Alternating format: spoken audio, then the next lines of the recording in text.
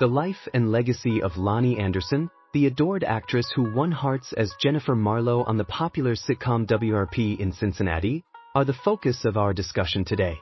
For television viewers, her death at the age of 79 signals the end of an era, but her influence as a trailblazing celebrity and cultural figure endures. Let's examine her incredible journey, from her humble beginnings in Minnesota to her rise to fame, as well as her memorable performances and the highs and lows that influenced her life. August 5, 1945, saw the birth of Loni Anderson in St. Paul, Minnesota. Paul, Minnesota, to former model Maxine Kalin and environmental chemist Clayton Carl Anderson. Loni, who grew up in Roseville's suburbs, was born to act.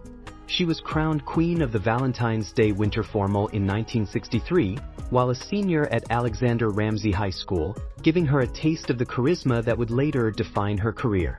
To prevent possible teasing, her father chose to call her Loni instead of Leilani. We now have a moniker that is synonymous with wit and charm thanks to that choice. Loni didn't have an easy journey to fame. She accepted the mystique that came with being a brunette. "I cherished my role as a brunette. At one point, she described it as exotic. People were not certain of my nationality. A mystery existed. She was able to assume a variety of tasks early on thanks to her adaptability." She attended the University of Minnesota to study art after high school and placed second in the 1964 Miss Minnesota competition. She and Bruce Hasselberg eloped that same year, and although their marriage produced a daughter named Deidre, it terminated abruptly. Unfazed, Loni followed her aspirations, and, in 1975, she and her second husband, actor Ross Bickle, moved to Los Angeles to pursue a career in show business. She had small appearances in shows like Policewoman, Barnaby Jones, and SWAT in her early career. She had tried out but failed to get the part of Chrissy Snow on Three's Company. In 1978, she got her big break reading for Jennifer Marlowe on Cincinnati's WKRP, a sitcom about a faltering Ohio radio station attempting to revitalize itself with rock music. At first, Loni was hesitant to accept the position.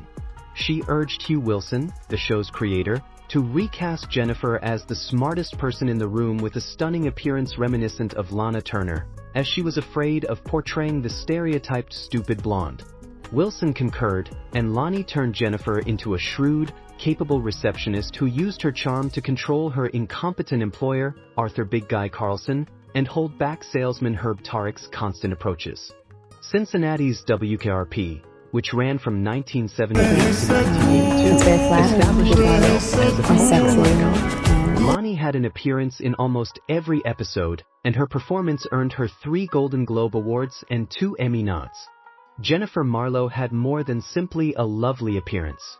She subverted the stupid blonde cliché with confidence and wit, and she was the glue that held the crazy station together. Audiences responded favorably to Loni's portrayal, particularly ladies who appreciated her capacity for combining intelligence and glamour. She said to the Atlanta Journal-Constitution, "I think women loved the fact that I was sexy and smart." One of the best-selling pictures of the 1970s was her famous pinup poster wearing a white bikini, solidifying her reputation as a sex icon, a moniker she humorously accepted.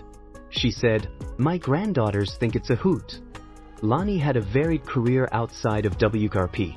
She acted as the doomed Hollywood star opposite a teenage Arnold Schwarzenegger in television films such as The Jane Mansfield Story in 1980. She starred in remakes of beloved movies such as 3 Coins in the Fountain, Leave Her to Heaven, Sorry, and Wrong Number. She received recognition in 1991 for her performance as comic Thelma Todd in White Hot, The Mysterious Murder of Thelma Todd. Her variety was on display when she voiced Flo the collie in the animated movie All Dogs Go to Heaven. She co-starred in the short-lived comedy Easy Street and co-starred with Linda Carter in the series Partners in Crime in the middle of the 1980s. More recently, in 2023, she co-starred with other 1980s classics Linda Gray, Donna Mills, Morgan Fairchild, and Nicholas Sheridan in the joyous movie Lifetime's Ladies of the 80s, A Diva's Christmas, which honored her continued prominence in Hollywood. However, Loni's personal life frequently took precedence over her work-related accomplishments. She met Burt Reynolds while filming the 1983 comedy Stroker Ace, and their relationship quickly became the subject of media attention. In the movie, Loni portrayed a public relations executive reminiscent of Marilyn Monroe, which emphasized her charisma. After getting married in 1988 and adopting a son named Quentin, she and Reynolds had a contentious divorce in 1993. One of Hollywood's most well-publicized splits, their arguments became the focus of tabloids.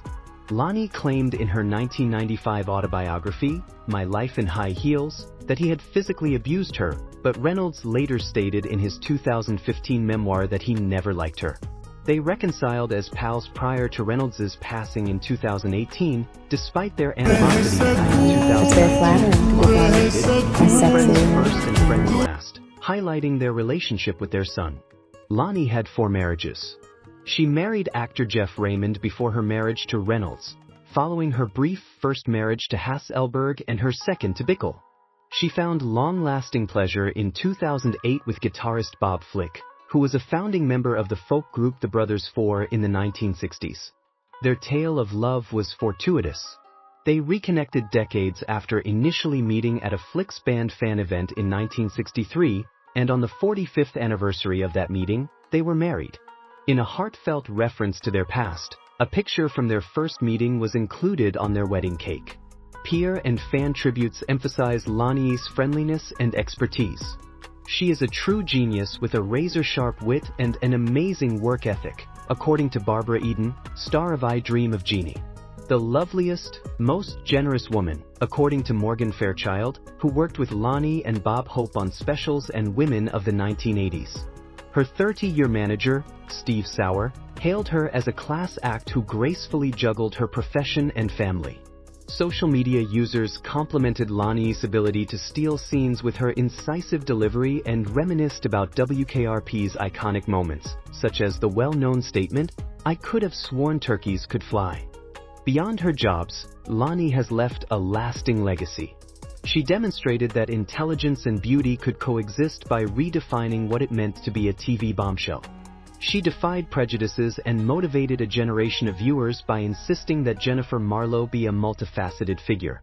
Her flexibility was demonstrated by her work in sitcoms and dramatic parts on television and in movies. She continued to be active in her latter years, always radiating elegance as she attended events like the Race to Erase MS Gala and the Costume Designers Guild Awards.